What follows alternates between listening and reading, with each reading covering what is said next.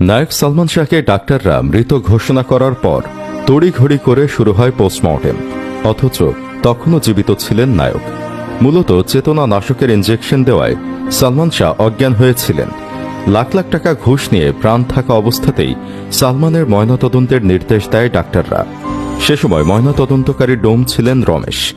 পরবর্তীতে এই রমেশ ইসলাম ধর্ম গ্রহণ করেন। স্বাভাবিকভাবেই রমেশ যেহেতু সালমান শাহর ময়নাতদন্ত করেছিল, তাই তিনি এমন সব গোপন তথ্য জানেন যা মোড় বদলে দিতে পারে এই মামলার। এর আগে 2018 সালে রমেশকে জিজ্ঞাসাবাদের জন্য নির্দেশ দিয়েছিল আদালত, কিন্তু অপরাধীদের ভয়ে তিনি তখন মুখ খুলেননি।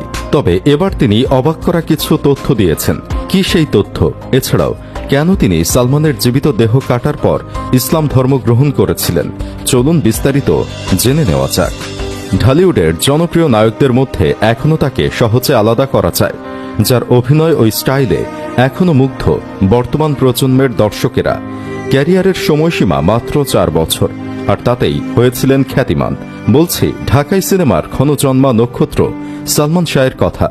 1996 সালের 6 সেপ্টেম্বর সবাইকে বিস্মিত করে না ফেরার দেশে চলে যান নায়ক সালমান শাহ।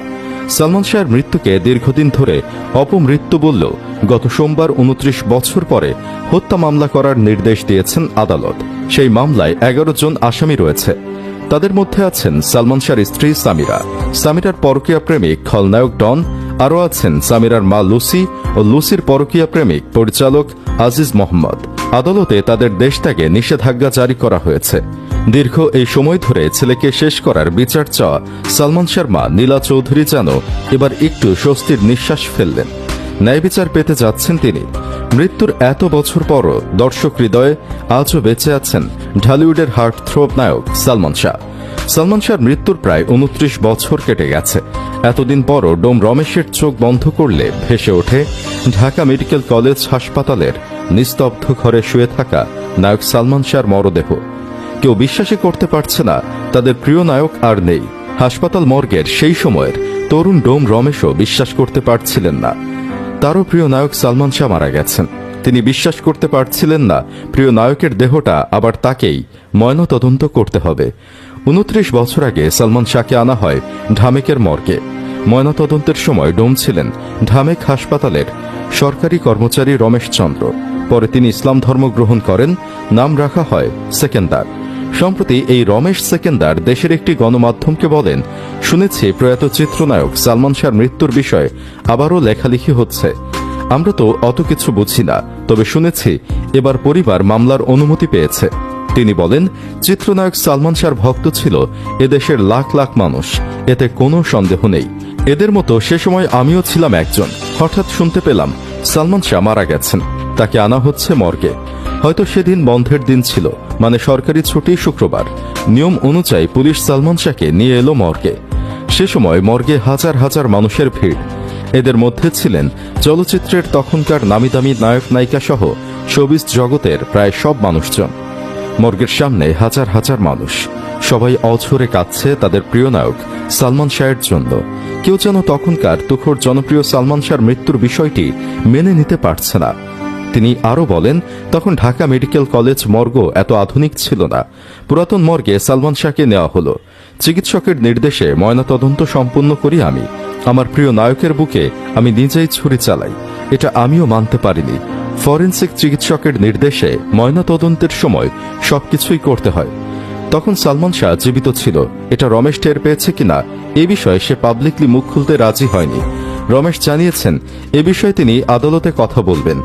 অবসরে যাওয়া এই ডোম বলেন, 35 বছর চাকরি শেষে বর্তমানে অবসর জীবন কাটাচ্ছি। হাজার হাজার ময়নাতদন্ত করেছি, কিন্তু সালমানের গায়ে হাত দেওয়ার স্মৃতি ভোলার নয়। ময়নাতদন্তের ঘরে ডোমদের প্রধান কাজ হল ফরেনসিক ডাক্তারদের সহকারী হিসেবে ময়নাতদন্তের জন্য দেহ প্রস্তুত করা এবং তা পরীক্ষা নিরীক্ষার পর সেলাই করা। তাদের দায়িত্বের মধ্যে রয়েছে দেহ পরিষ্কার করা, কাটাছেঁড়া করা এবং পরীক্ষার জন্য প্রয়োজনীয় অঙ্গ প্রত্যঙ্গ বের করা। এছাড়া তারা কাটা ছেঁড়ার পর সেলাই করে স্বজনদের কাছে হস্তান্তর করেন। রমেশ জানান, অবসরে যাবার পর তিনি তার করা এসব কাটা ছেঁড়া ভুলতে পারতেন না।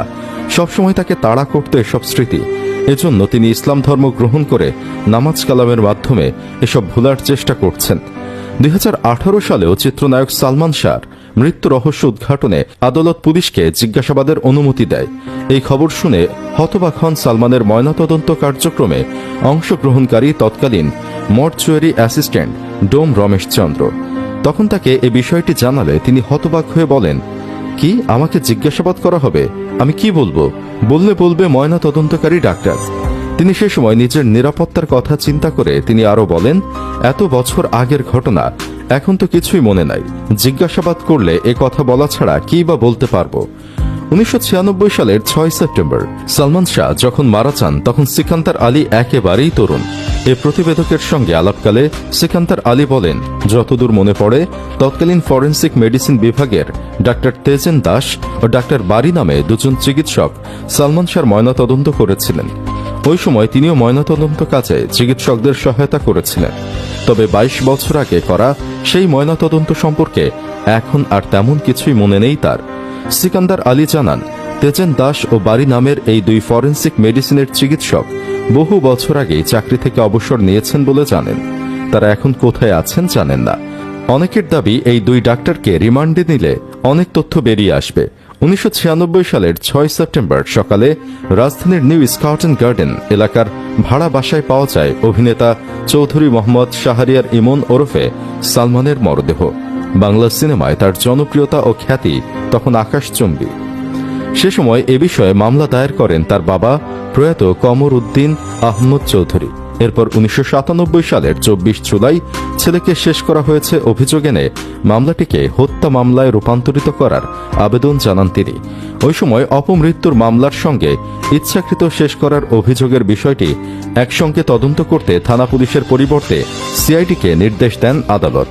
এর মাঝে কয়েক দফা তদন্তে সালমানের মৃত্যুকে অপমৃত্যু উল্লেখ করে তদন্ত প্রতিবেদন দেওয়া হয়। তবে তা বরাবরই নাকচ করেছেন সালমানের মা নীলা চৌধুরী। এ অবস্থায় 2016 সালের শেষ দিকে পুলিশ ব্যুরো অফ ইনভেস্টিগেশনকে নতুন করে এ মামলার তদন্তভার দেওয়া হয়। 2020 সালের 24 ফেব্রুয়ারি সংবাদ সম্মেলন করে পিবিআইও জানায় সালমানের অপমৃত্যু ছিল। 2021 সালের 25 ফেব্রুয়ারি 600 পৃষ্ঠার তদন্ত প্রতিবেদন আদালতে জমা দেন পিবিআইয়ের পুলিশ পরিদর্শক সিরাজুল ইসলাম। সেই প্রতিবেদনের বিরুদ্ধে নারাজি আবেদন করেন সালমান শাহের মা নীলা চৌধুরীর আইনজীবী ফারুক আহমদ। 2021 সালের 31 অক্টোবর সেই আবেদন খারিজ করে দেন ঢাকার মেট্রোপলিটন ম্যাজিস্ট্রেট মামুনুর রশিদ। এরপর সেই আদেশের বিরুদ্ধে রিভিশন মামলা করেন নীলা চৌধুরী। গত 20 অক্টোবর ঢাকার 6ষ্ঠ অতিরিক্ত মহানগর দায়রা জজ মোহাম্মদ জান্নাতুল ফেরদৌস ইবনে হক এই আবেদন মঞ্জুর করেন এবং সালমান শাহের মৃত্যুর ঘটনায় রমনা থানার ভারপ্রাপ্ত কর্মকর্তাকে নতুন করে মামলা গ্রহণ ও তদন্ত করে প্রতিবেদন দাখিলের নির্দেশ দেন। আদালতের আদেশের পর সেদিন রাতে সালমান শাহের মা নীলা চৌধুরীর পক্ষে তার ভাই মোহাম্মদ আলমগীর কুমকুম রমনা মডেল থানায় মামলা দায়ের করেন। এতে সালমান শাহের সাবেক স্ত্রী সামিরা হক সহ মোট 11 জনকে আসামি করা হয়। সুপ্রিয় দর্শক, আপনি কি চান সামিরা সহ দোষীদের যেন ফাঁসি হোক? কমেন্ট বক্সে জানিয়ে দিন আপনার মতামত। ভিডিও ভালো লাগলে লাইক দিন এবং শেয়ার করুন। পরবর্তী আপডেটের জন্য আমাদের সাথেই থাকুন।